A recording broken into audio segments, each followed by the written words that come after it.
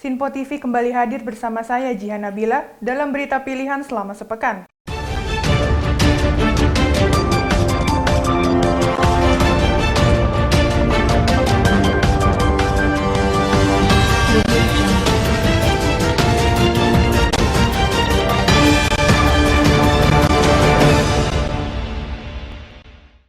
Elektabilitas Ketua Umum Partai Gerindra Prabowo Subianto menempati urutan paling atas di survei Puspol Indonesia.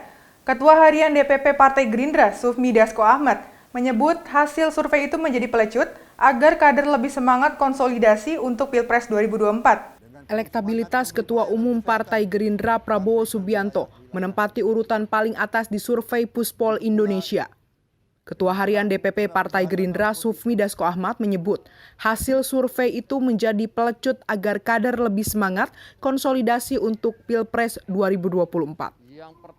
Hal tersebut disampaikan Ketua Harian DPP Partai Gerindra Sufmi Dasko Ahmad dalam menanggapi hasil survei yang menempatkan nama Ketua Umum Partai Gerindra Prabowo Subianto selalu masuk urutan paling atas sebagai capres potensial pada pemilu Presiden 2024 mendatang.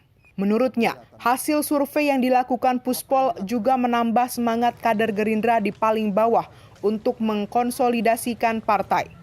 Dirinya bersyukur atas hasil sejumlah lembaga survei menempatkan Prabowo pada urutan teratas. Meski Prabowo selama ini tidak pernah berkampanye untuk menaikkan elektabilitas. Dirinya menyebut Prabowo selama ini hanya kerja menjalankan tugas-tugas yang diberikan sebagai bentuk tanggung jawab Menteri Pertahanan. Meski arus bawah partai sudah menghendaki Prabowo untuk maju sebagai calon presiden di 2024. Ya, kalau namanya survei itu kan fluktuatif. Bisa kadang-kadang tinggi, bisa kadang-kadang rendah. Kadang-kadang pada saat yang berlainan juga hasilnya berbeda. Namun apapun itu, hasil survei terakhir yang dilakukan oleh Puspol ini juga menambah semangat kader Gerindra di paling bawah untuk terus bekerja mengkonsolidasikan partai. Dan kami bersyukur bahwa hasil ini baik, walaupun Pak Prabowo selama ini memang tidak pernah berkampanye untuk menaikkan elektabilitas. Dan kita sama-sama tahu bahwa Pak Prabowo selama ini hanya kerja saja, menjalankan tugas-tugas yang diberikan kepadanya sebagai bentuk tanggung jawab menjadi Menteri Pertahanan. Sejauh ini di kalangan internal Gerindra kita belum membicarakan. Walaupun ada dari arus bawah menghendaki Pak Prabowo maju lagi misalnya, tapi forum resmi yang dibentuk untuk itu belum kita bahas di internal Dewan Pimpinan Pusat Partai Gerindra. Dari Jakarta, Tasya Putri, Anju Sitompul melaporkan untuk Sinpo TV. Komisi Pemberantasan Korupsi, Kementerian Pendayagunaan Aparatur Negara dan Reformasi Birokrasi atau PAN-RB, dan Badan Kepegawaian Negara mengadakan rapat koordinasi untuk memutuskan nasib dari 75 pegawai KPK yang tidak lolos tes wawasan kebangsaan di kantor Badan Kepegawaian Negara Jakarta Timur. Rapat tersebut merupakan tindak lanjut dari arahan Presiden Joko Widodo terkait dengan 75 pegawai KPK yang sebelumnya tidak lolos dalam TWK. Rapat dipimpin langsung oleh Menteri Pendayagunaan Aparatur Negara Cahyokumolo yang dihadiri oleh Menkumham, pimpinan KPK, Kepala LAN, KSN, tim asesor, dan dari BKN. Rapat tersebut merupakan tindak lanjut dari arahan Presiden Joko Widodo terkait dengan adanya 75 pegawai KPK yang sebelumnya tidak lolos dalam TWK. Presiden juga meminta ke-75 pegawai KPK tersebut tidak dipecat. Dalam konferensi pers yang diadakan di gedung BKN, Wakil Ketua KPK Alexander Marwata menyatakan hasil dari rakor tersebut ada sebanyak 51 pegawai yang tidak lolos TWK memiliki rapot merah dan tidak bisa dilakukan pembinaan. Sementara 24 pegawai diperkirakan akan dilakukan pembinaan wawasan kebangsaan pada bulan Juli 2021. Ia juga menyatakan 51 orang yang tidak lolos masih menjadi pegawai KPK sampai 1 November 2021. Nah, dari hasil pemetaan ya dari asesor dan kemudian kita sepakati bersama dari 75 itu dihasilkan bahwa ada 24 pegawai dari 75 tadi yang masih dimungkinkan untuk dilakukan pembinaan. Jadi sebelum diangkat menjadi ASN. Sedangkan yang 51 orang, ini kembali lagi dari asesor, itu sudah warnanya dia bilang sudah merah, ya, dan ya tidak memungkinkan untuk dilakukan pembinaan.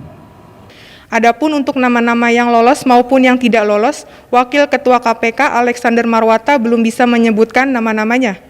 Sebanyak 75 pegawai Komisi Pemberantasan Korupsi yang dinonaktifkan usai tak lulus dalam tes wawasan kebangsaan melayangkan laporan ke Komnas HAM pada hari Senin 24 Mei 2021 terkait adanya dugaan pelanggaran HAM dalam tes alih status pegawai KPK menjadi pegawai negeri sipil.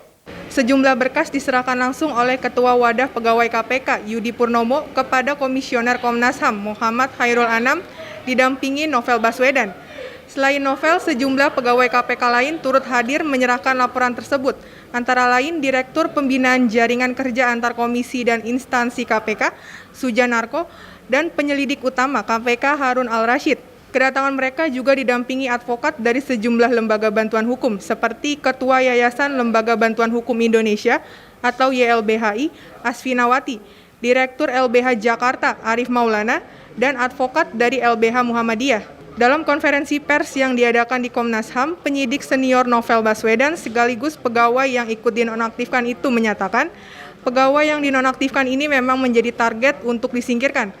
Karena sebagian besar dari 75 pegawai KPK yang dinonaktifkan merupakan pegawai yang kritis dan memiliki integritas dalam pemberantasan korupsi, bahkan sulit untuk dipengaruhi. Saya ingin menyampaikan bahwa hal yang berhubungan dengan tes wawasan kebangsaan yang dilakukan dengan sedemikian rupa, yang saya yakin itu hanyalah merupakan suatu cara untuk menyingkirkan pegawai KPK yang bekerja dengan baik dan berintegritas. Hal ini bukan baru pertama kali, sudah berkali-kali dilakukan, dan ini rasanya suatu hal yang paling banyak dan serius.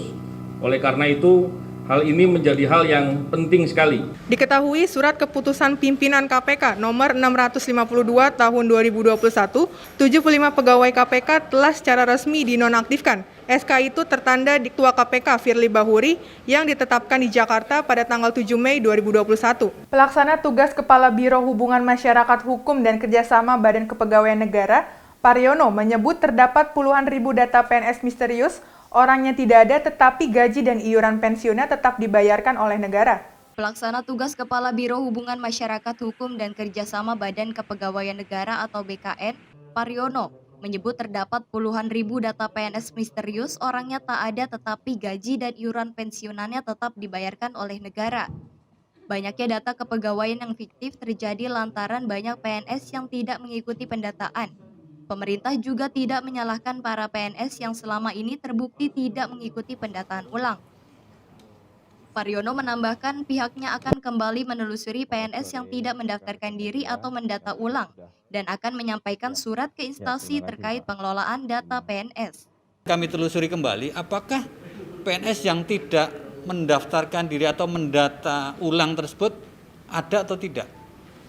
Kemarin kami sudah koordinasi dengan teman-teman di pengelolaan data bahwa PNS yang tidak terdata ini sudah disampaikan suratnya ke instansi dan harus ditelusuri oleh instansi. Apakah PNS ini sebenarnya masih aktif atau tidak? Atau PNS ini sebenarnya sudah misalnya berhenti atau sudah meninggal atau kenapa? Sehingga datanya ini kok masih terdata di BKN walaupun itu posisinya freeze gitu ya, tidak bisa berkembang. Itu yang bisa kami sampaikan. Sebanyak 97.000 data pegawai negeri sipil dikabarkan misterius dan pemerintah tetap mengeluarkan biaya untuk gaji dan iuran pensiun, namun kabarnya para PNS itu tidak ada. Dari Jakarta, Jihan Nabila Halida Dianisina melaporkan untuk Sinpo TV. Menteri Pendidikan Kebudayaan Republik Indonesia Nadiem Makarim menanggapi 5 isu klaster yang menurutnya penting untuk dibahas di Komisi 10 dan Kementerian Pendidikan dan Budaya. Dalam rapat tersebut, ia menyampaikan bahwa kesehatan masyarakat merupakan hal yang sangat penting untuk menjaga kesehatan mental. Menteri Pendidikan dan Kebudayaan Republik Indonesia Nadiem Makarim menanggapi 5 isu klaster yang menurutnya penting untuk dibahas di Komisi 10 dan Kementerian Pendidikan dan Kebudayaan. Dalam rapat itu dirinya menyampaikan bahwa kesehatan jiwa masyarakat khususnya anak muda merupakan hal yang sangat penting untuk menjaga produktivitas ekonomi dan kemajuan bangsa. Nadiem Makarim mengatakan bahwa kehadiran psikolog merupakan suatu hal yang penting untuk masyarakat Indonesia. Nadiem juga meminta agar tersedia layanan psikolog yang profesional, berkualitas, dan layanan yang terjangkau. Yang pertama adalah satu hal yang sangat penting saya utarakan adalah bahwa kesehatan jiwa masyarakat ini adalah merupakan suatu hal yang luar biasa pentingnya untuk baik produktivitas ekonomi kita dan kemajuan bangsa kita. Apalagi di generasi muda kita, di mana neuroplasticity itu masih tinggi, di mana kita masih bisa membentuk dan mengkoreksi berbagai macam isu psikologis yang ada. Semakin kita mendalami ilmu, sains daripada psikologi dan hubungannya dengan kesehatan fisik, kita semakin sadar bahwa sebenarnya dampak terbesar kepada kesehatan fisik kita adalah apa yang terjadi di otak kita. Jadi psikologi kita adalah penentu terbesar daripada kesehatan kita, di luar daripada hal-hal yang sifatnya genetik. Jadi ini merupakan hal yang bisa dibilang sama pentingnya dengan profesi kesehatan juga. Dan psikolog itu sangat diperlukan untuk meningkatkan kesehatan jiwa masyarakat. Tapi yang diperlukan, Indonesia memerlukan ketersediaan layanan psikologi yang profesional. Jadi profesionalisme itu sangat penting dan berkualitas. Tapi di sisi lainnya juga kita membutuhkan layanan psikologi yang inklusif dan terjangkau. Jadinya keseimbangan antara dua aspek ini yang sama pentingnya, bahwa banyak orang membutuhkan layanan psikologis dan gak semua orang mampu untuk bayar tarif-tarif yang sangat mahal. Dan tapi juga kita harus memastikan ada standar profesionalisme dan kualitas yang bisa ditentukan. Dari Jakarta, Tasya Putri, Anju Sitompul melaporkan untuk Sinpo TV. Menteri Keuangan Sri Mulyani Indrawati hadir dalam rapat kerja dengan Komisi 11 DPR RI di Kompleks Senayan, Jakarta. Dirinya mencatat realisasi anggaran program pemulihan ekonomi nasional tahun 2021. Menteri Keuangan Sri Mulyani hadir dalam rapat kerja dengan Komisi 11 DPR di Kompleks Senayan, Jakarta. Sri Mulyani mencatat realisasi anggaran program pemulihan ekonomi nasional atau PEN tahun 2021 yang sudah mencapai 182,36 triliun rupiah. Realisasi ini setara dengan 26,1% dari pagu anggaran sebesar 699,43 triliun rupiah. Menurut Sri Mulyani, pagu anggaran untuk klaster kesehatan ini mengalami kenaikan signifikan dibandingkan realisasi 2020 sebesar 62,67 triliun rupiah. Selain itu, untuk program UMKM dan korporasi, realisasinya sebesar 42,23 triliun rupiah atau 22% dari pagu anggaran 193,74 triliun rupiah. Untuk insentif usaha sudah terrealisasi 29,51 triliun rupiah atau 52% dari pagu sebesar 56,73 triliun rupiah. 2021 ini total belanja kita di 2.750 untuk pemulihan ekonomi anggarannya dinaikkan 21%, 699,43. Kenaikan dari program pemulihan ekonomi mendekati 700 memang melalui refocusing dan realokasi. Jadi kalau sekarang ini media massa suka agak membuat berita yang agak membingungkan seolah-olah kami membuat penghematan, sebetulnya tidak penghematan. Belanja KL kita minta dipotong, dipindahkan menjadi belanja pemulihan ekonomi. Dari Jakarta, Natasha Alko, Halida Dianisina melaporkan untuk Sinpo TV. Menteri Sosial Tri Risma hari ini menghadiri rapat kerja dengan Komisi 8 DPR RI di Gedung Nusantara 2 Kompleks Senayan, Jakarta, akibat adanya 21 juta data ganda penerima bantuan sosial pemerintah.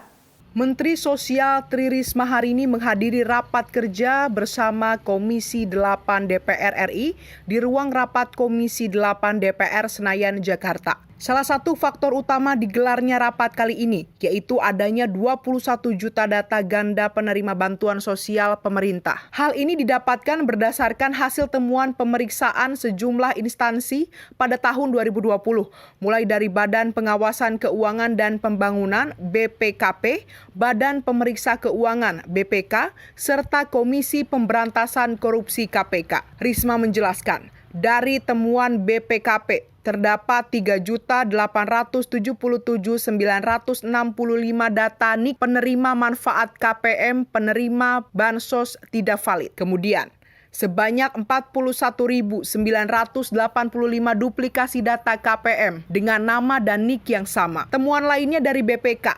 Risma mengungkap temuan terjadi sebelum dirinya diangkat sebagai Menteri Sosial. Sebanyak 10 juta lebih anggota rumah tangga dengan data NIK tidak valid. Untuk temuan dari KPK, politisi PDI Perjuangan ini menjelaskan lembaga anti rasuah menemukan 16 juta lebih data tidak padan Dukcapil. Masalahnya adalah saat kami mendapatkan hasil temuan BPK, BPKP, BPK, dan KPK. Jadi permasalahan awal adalah di sini. Tahun 2020, BPKP menyampaikan terdapat 3.877 sekian data NIK penerima bansos yang tidak valid. Kemudian terdapat 41.000 sekian duplikasi data KPN, keluarga penerima manfaat dengan nama dan NIK yang sama. Kemudian yang ketiga, terdapat PM bansos yang tidak layak, tidak miskin, tidak mampu, tidak rentan sebanyak 3.060 KPM di Jabodetabek. Terdapat KPM telah pindah meninggal tanpa ahli waris tidak dikenal, tidak ditemukan sebanyak 6.921 KPM. BPK menyampaikan pada pemeriksaan 2020 yang sama, dan ini terjadi sebelum saya menjadi menteri. Kemudian terdapat data NIK tidak valid sebanyak 10.922.000 sekian, ART nomor KK tidak valid sebanyak 16 juta sekian ART, nama kosong sebanyak 5.700 sekian, serta NIK ganda sebanyak 86.400 sekian ART pada DTKS penetapan Januari 2020. Yang kedua, bantuan sosial tunai senilai 500.000 untuk KPM sembako non-PKH disalurkan kepada 14.000 sekian KPM yang memiliki NIK ganda dan 239.000 sekian KPM yang memiliki NIK tidak valid. Kemudian temuan KPK, didapati sejumlah 16 juta sekian data tidak padan Dukcapil. Kemudian pemutakhiran data TKS berpotensi inefisiensi dan tumpang tindih.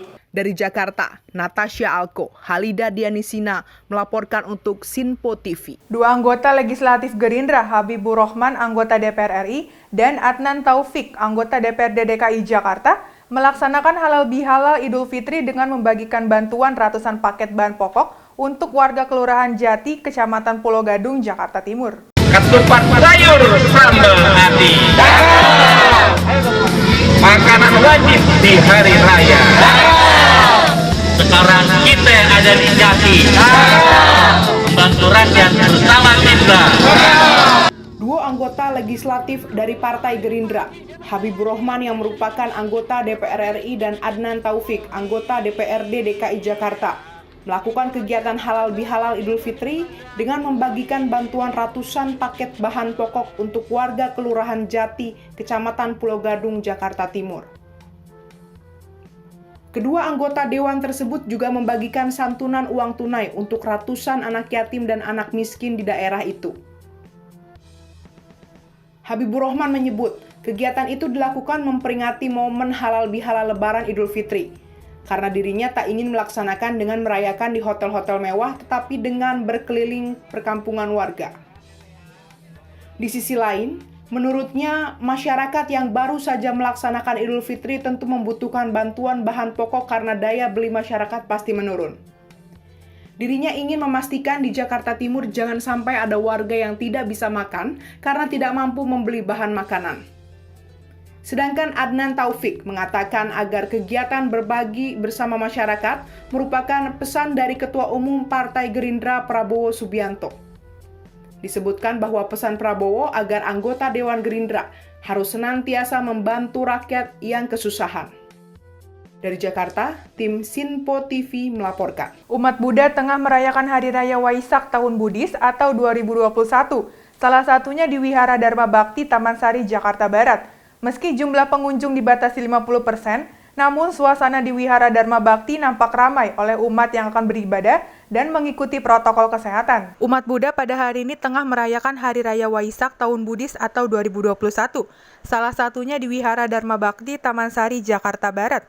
Meski jumlah pengunjung dibatasi 50%, namun suasana di Wihara Dharma Bakti nampak ramai oleh umat yang akan beribadah dan mengikuti protokol kesehatan.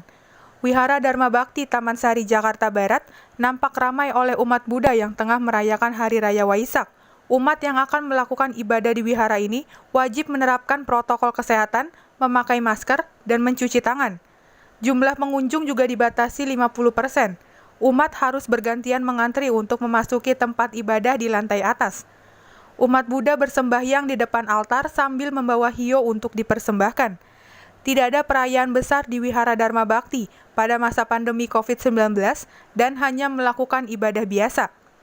Meski berbeda dengan perayaan Waisak sebelumnya, namun mereka berharap perayaan Waisak kali ini memberikan keberkahan dan pandemi ini segera berakhir. Semoga di hari Waisak ini untuk seluruh umat Buddha adalah kita menebarkan cinta kasih yang universal. Agar dapat membawa berkah bagi kita semua, itu berkah kebahagiaan, kedamaian, juga kesejahteraan bagi kita semua. Pak, kan ini lagi pandemi ya Pak, gimana sih nggak takut untuk sini karena lagi di tengah pandemi gini kan kondisinya? Kita juga di sini kan ada melalui protokol kesehatan juga. Jadi nggak khawatir ya Pak? Iya, harus khawatir. Pak, bedanya perayaan saat ini sama perayaan sebelum pandemi apa sih Pak, perayaan Waisak saat ini?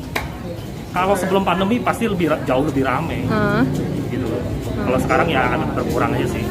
Persatuan Indonesia tetap kita jaga dan COVID segera berlalu dan kita melanjut kebinekaan, satu nusa, satu bangsa, satu bahasa, dan kita bawa Indonesia ke depan lebih maju, gitu harapannya.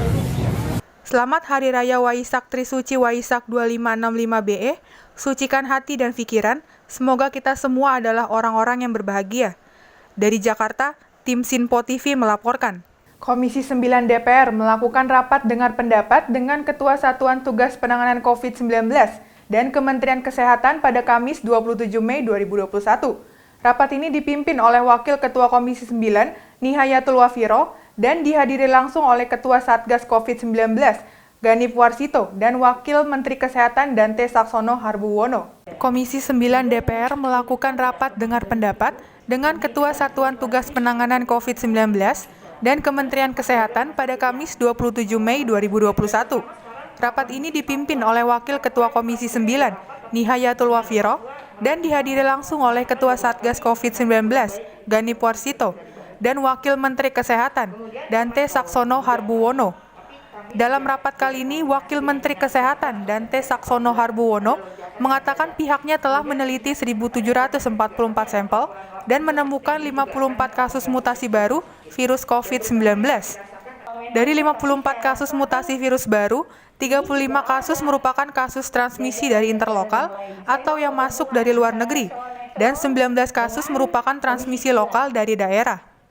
Identifikasi tentang varian baru ini dengan mengirimkan secara aktif kira-kira 5-10 sampel dari seluruh Indonesia setiap minggu, supaya kita bisa tahu bahwa varian ini ada atau tidak di seluruh penyebarannya di seluruh Nusantara.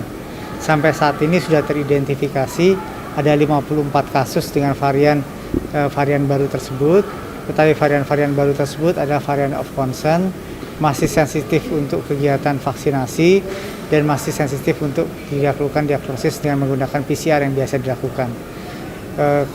Dari 54 kasus tersebut, 35 adalah kasus dengan transmisi interlokal, artinya dia masuk dari luar negeri, dan 19 kasus merupakan transmisi lokal yang berasal dari dalam negeri. Dan T pun mengatakan, PPKM Mikro sangat dibutuhkan di beberapa tempat yang teridentifikasi kasusnya secara lokal. Dari Jakarta, Sri Dewi Andayani, Dava Rizkiano melaporkan untuk Sinpo TV. Kejaksaan Negeri Jakarta Barat kembali melakukan penggeledahan terkait kasus dugaan korupsi dana BOS yang menjerat mantan Kepala Sekolah SMK 53 dan staf suku Dinas Pendidikan Jakarta Barat. Kali ini penggeledahan berlangsung di SMK 53 Cengkareng, Jakarta Barat. Kejaksaan Negeri Jakarta Barat kembali melakukan penggeledahan terkait kasus dugaan korupsi dana BOS yang menjerat mantan Kepala Sekolah SMK 53 dan staf suku Dinas Pendidikan Jakarta Barat. Kali ini penggeledahan berlangsung di SMK 53 Cengkareng, Jakarta Barat Selasa malam. Sejumlah alat bukti seperti laptop dan dokumen disita dalam penggeledahan ini. Sejumlah ruangan di SMK 53 Cengkareng, Jakarta Barat Selasa malam digeledah penyidik Jaksa Pidana Khusus Kejaksaan Negeri Jakarta Barat. Penggeledahan ini terkait kasus dugaan korupsi dana BOS dan BOP senilai 7,8 miliar rupiah yang menjerat mantan Kepala Sekolah SMK 53 berinisial W dan staf Sudin Pendidikan Jakarta Barat berinisial MF. Dalam penggeledahan ini, penyidik menyita sejumlah alat bukti seperti dokumen dan laptop dari ruang tata usaha. Penggeledahan ini dilakukan guna mencari aliran dana yang digunakan kedua tersangka, di mana dari hasil penyidikan jaksa, tersangka memanipulatif sejumlah kegiatan fiktif dari anggaran dana BOS dan BOS SMK 53 tahun 2018 senilai 7,8 miliar rupiah. Jadinya, kegiatan apa hari ini kegiatan 53 ini? Penggeledahan terkait penyalahgunaan dana BOS dan BOP tahun 2018. Jadi ini sekarang di SMK-nya 53-nya ada spot. Apa saja yang ditemukan di sini? Yang kita geledah yang berhubungan dengan dokumen-dokumen tentang kegiatan penyalahgunaan BOS tahun 2018-19. Sebelumnya, Kejaksaan Negeri Jakarta Barat juga telah menggeledah kantor Sudin Pendidikan Jakarta Barat dalam kasus dugaan korupsi dana BOS ini. Sejumlah dokumen, berkas, dan CPU disita penyidik kejaksaan dalam penggeledahan tersebut. Dalam kasus ini, Kejaksaan Negeri Jakarta Barat telah menetapkan mantan Kepala Sekolah SMK 53 berinisial W dan staf Sudin Pendidikan Jakarta Barat berinisial MF sebagai tersangka. Dari Jakarta, tim Sinpo TV melaporkan. Jenazah trio Fauki akhirnya diotopsi oleh tim dari Komnas KIPI Kemenkes dan Dinkes DKI Jakarta. Penggalian makam hingga pengangkatan jenazah dilakukan tim dokter Rumah Sakit Cipto Mangunkusumo yang bekerja sama dengan Kemenkes, serta KIPI yang disaksikan pihak keluarga di Buaran, Durensawit, Jakarta Timur. Jenazah trio Fauki akhirnya diotopsi oleh tim dari Komnas KIPI, Kemenkes, dan Dinkes DKI Jakarta pada Senin siang. Penggalian makam hingga pengangkatan jenazah dilakukan tim dokter Rumah Sakit Cipto Mangunkusumo yang bekerja sama dengan Kementerian Kesehatan serta KIPI. Disaksikan pihak keluarga di Buaran, Durensawit, Jakarta Timur. Ibu korban yang menyaksikan pembongkaran makam anaknya tak kuasa menahan tangis saat pengangkatan jenazah ke mobil ambulan. Beginilah suasana duka yang menyelimuti keluarga trio Fauki Firdaus, korban yang meninggal usai divaksin AstraZeneca di wilayah Buaran, Durensawit, Jakarta Timur, Senin siang. Dengan mengendarai mobil ambulans dan membawa perlengkapan otopsi, tim dari Komnas KIPI, Kemenkes, dan Dinkes DKI langsung mendatangi area pemakaman jenazah almarhum trio Fauki Firdaus. Proses penggalian jenazah langsung dilakukan dengan disaksikan perwakilan keluarga, yakni kakak kandung almarhum. Setelah digali, jenazah kemudian dimasukkan ke dalam peti jenazah dan dibawa ke Rumah Sakit Cipto Mangunkusumo untuk menjalani otopsi. Ibu korban yang langsung menyaksikan pengangkatan jenazah ke mobil ambulans tak kuasa menahan kesedihan yang mendalam.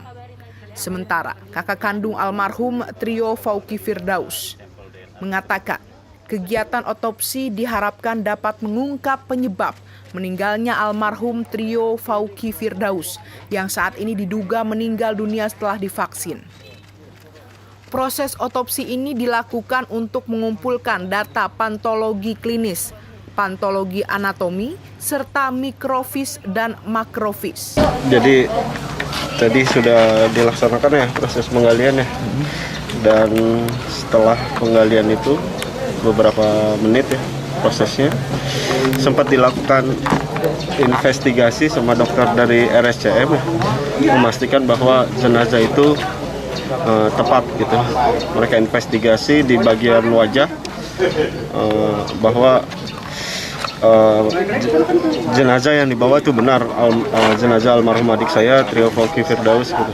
Mereka juga identifikasi dari gigi, dari dan yang identik tertinggal tadi kan memang dari saat pemakaman itu adalah behel ya. Behel itu masih menyangkut karena memang saat jenazah almarhum meninggal itu tidak sempat dibuka gitu. Karena kita coba cari yang mau buka behelnya waktu itu tidak ada gitu, tidak ada yang berkenan. Jadi saya memastikan karena saya melihat langsung tadi kondisi jenazah terakhir dan itu benar bahwa itu adik saya Trio Volki Firdaus gitu. Dibawa kemana? Di dalam ada pemeriksaan di bagian wajah tadi, identifikasi wajah. Tepatnya yang banyak diperiksa itu bagian gigi ya dan rahang. Jadi, gitu. Untuk hasilnya sendiri kira-kira akan keluar berapa hari? Itu saya kurang tahu ya, karena itu pihak RSCM yang bakal ini. Yang diharapkan dari pihak keluarga apa sih dari otopsi ini? Yang diharapkan ya dari awal ya sama ya, kejelasan akibat kematian almarhum ini, karena kami sampai saat ini masih teguh berkata bahwa ini murni karena vaksin. Kenapa kami punya analisa seperti itu? Yang pertama adalah tidak ada riwayat penyakit sebelumnya. Kenapa kami bisa bilang tidak ada riwayat penyakit sebelumnya? Karena sudah dilakukan audit juga kan, dan tidak ditemukan hasilnya sama mereka bahwa almarhum ini ada gejala sakit kan. Dari rekam medis nggak ada kan, gitu loh. Jadi ini murni pemicunya vaksin, kami yakin 100% itu. Walaupun nanti hasilnya dibilang karena jantung, karena apa, murni pemicunya kami rasa ini vaksin. Karena Komnas KIPI pun sudah melakukan audit dan tidak menemukan sedikit pun ada bekas penyakit kronis gitu. Nah, kalau memang ada, tolong keluarga ditunjukkan bukti rekam medisnya gitu loh. 3 bulan terakhir, 1 bulan terakhir, kalau memang ada gitu. Penyakit apa? Makanya setelah otopsi kami harapkan juga ada transparansi dari pihak RSCM, Komnas KIPI, dan pihak-pihak terkait ya. Terutama Kemenkes. Kemenkes yang selalu bilang vaksin AstraZeneca ini aman gitu. Kami akan bertanya secara detail pihak keluarga, apa penyebab penyakitnya. Kalau memang ada komorbid, kenapa di rekam medis itu tidak ada kan? 3 bulan terakhir, 1 bulan terakhir, itu kan tidak ditemukan. Nah, dan kami akan terus bertanya mengenai prosedural screening gitu loh. Karena kami rasa keluarga ini merasa screeningnya ini sangat lemah, hanya dibacakan kuesioner, diisi, ditanya ya kan, ada riwayat penyakit atau tidak. Teman-teman media dan masyarakat juga kan sama kan screeningnya. Nah itu lemah sekali gitu, itu perlu jadi perhatian khusus menurut saya sih. Sementara belum diketahui berapa lama proses otopsi terhadap jenazah akan dilakukan dan masih menunggu informasi dari pihak tim RSCM. Dari Jakarta, tim Sinpo TV melaporkan. Demikian program Sinpo TV sepekan kali ini dan sampai bertemu pekan depan. Jangan lupa untuk terus ikuti berita terkini di Sinpo TV, Sinpo ID, dan media sosial Sinpo lainnya. Saya Jihan Nabila beserta kru yang bertugas pamit undur diri. Selamat berakhir pekan dan sampai jumpa.